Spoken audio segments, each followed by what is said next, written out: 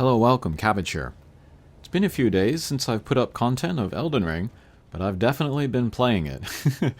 Actually, it's been more like I haven't been wanting to take time away from playing the game to make videos. That's what's been happening. And then I just wasn't in the mood to do live streams. But I have not touched my Akeha character at all. It's all been working on Argo. And basically what I'm doing is I'm just kind of like cleaning out the game before I move to New Game Plus. And New Game Plus with Argo is something that I'm much more excited about doing than playing another character. But yeah, I think I kind of lucked out into picking him and picking his setup, because with all of the spears and halberds in the game, there's a great variety. And so I can have like different weapons, good for different situations or different bosses. And yeah, it's been super fun just to kind of think about it.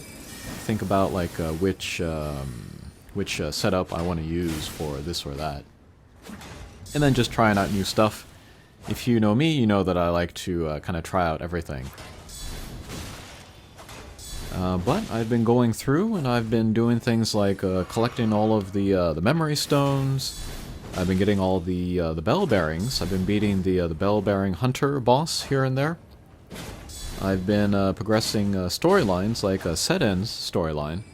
I really just wanted it for the dragon smithing material to max out one of my weapons. But that turned out to be a really interesting storyline, so I was glad that I saw that.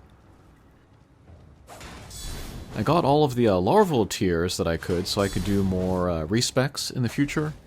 Got all the cookbooks and the crystal tiers, you know, to make the super potions. I beat all of the dragons, and then at the second half of the video, I'll show my clear of the king dragon, the 201 Placidosix or something.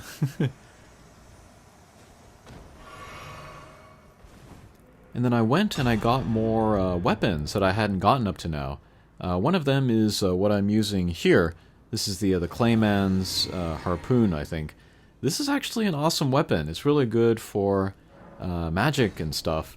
And so I have it with the ice lance, Ash of War, so it can shoot the ice projectiles, and then good magic scaling and all that. So yeah, this has been a fun weapon to use lately.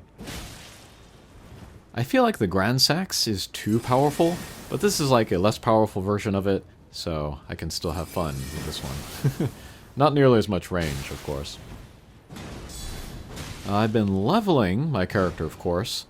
I'm at like 200 something or other. But yeah, I have 50 in a lot of the stats. Next I'll be working on Arcane, taking that to 50. Then maybe after that, MP. I have a little bit of intelligence that I can use, like Loretta's War, whatever it is, Halberd. I need 20 intelligence there, so that kind of gives me some possibilities with other stuff to build with. And then I've been killing various NPCs so I can get their items and costumes. That was another reason to go through Seden's storyline. Was to kill Jaren at the end, who wears the, kind of looks like a mix of a Jester and then Gale from Dark Souls 3. And yeah, been maxing out a lot of my weapons, or trying to. Getting them to plus 24 for the regular ones, or plus 9 for the special ones. So yeah, I have been busy.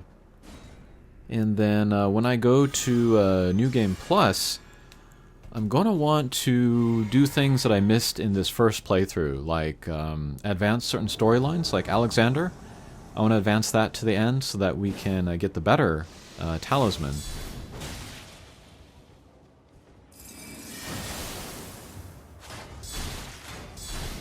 I want to advance Nephili Lu's storyline.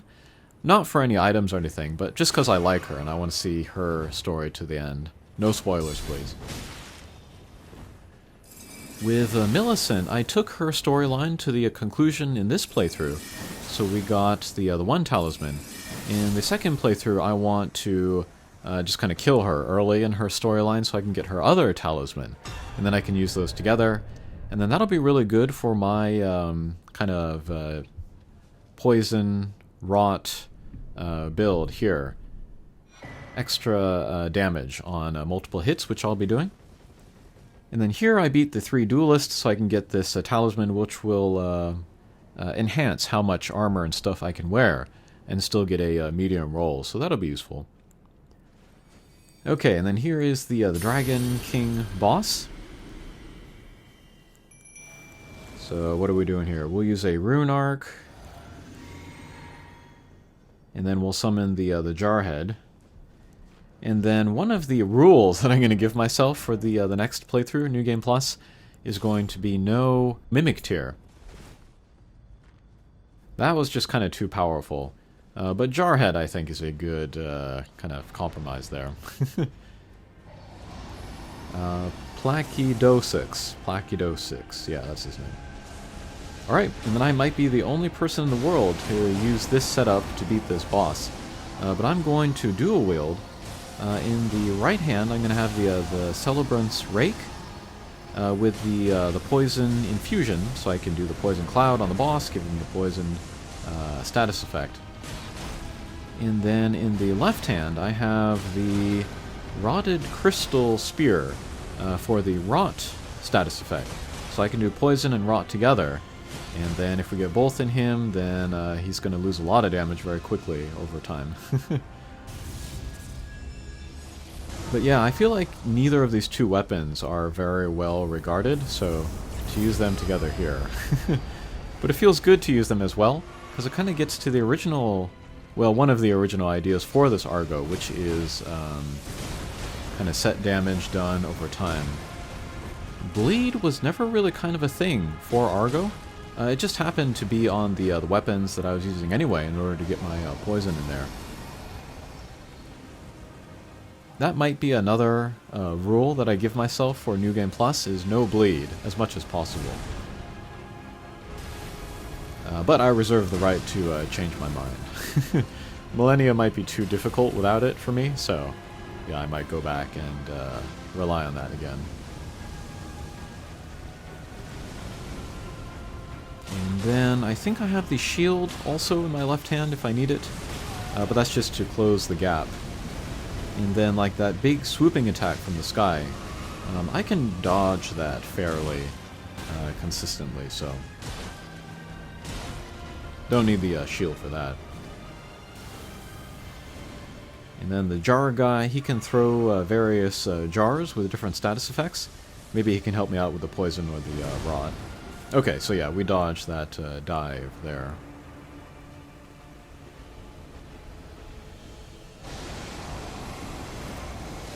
And this is a cool boss. Cool arena, and then cool attacks, but they're not super difficult to evade. Like the red lightning coming from the sky is telegraphed. The fire breath is difficult unless you're far away. They can kind of just stay out of the range. These lasers, though, these are pretty crazy.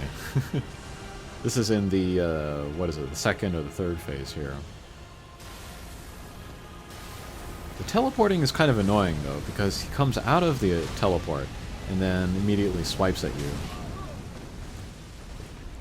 So yeah, he's tough, but he doesn't seem as difficult as, like, a Midir from Dark Souls 3.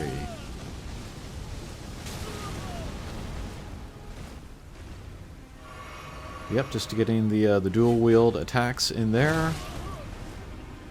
I keep jumping, although I don't think I have the jump damage up talisman equipped.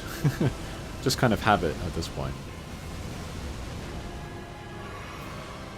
But I have the Kindred of Rot talisman to give extra damage, or give my make my attack go up if somebody is poisoned or rotted.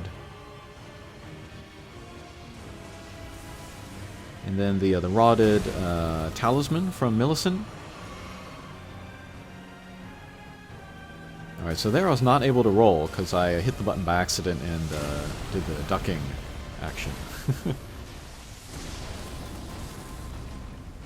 And out of healing, so I'm just going to go for it, just keep attacking. Hopefully get the damage in before he attacks me, and we got him. Very cool. Yeah, and again, this pair of weapons here, might be the only person in the world doing this. Okay, so maybe next live stream I want to go to New Game Plus with Argo. Thanks for watching, and we'll see you again. Take care.